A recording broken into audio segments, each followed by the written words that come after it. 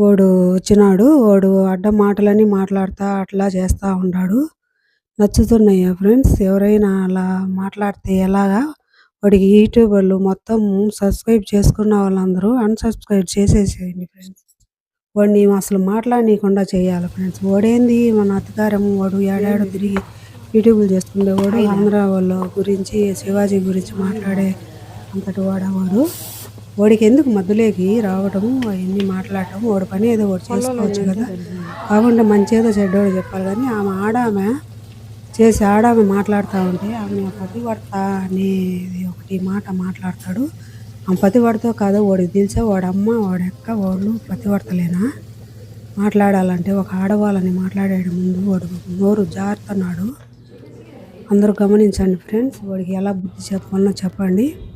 అందరూ ఒక రకంగా బుద్ధి చెప్తే ప్రియా చౌదరి గారు ఆమె అండి అందరికీ కరెక్టు. ఆమె గట్టిగా మాట్లాడుతుంది, నిలబడుతుంది.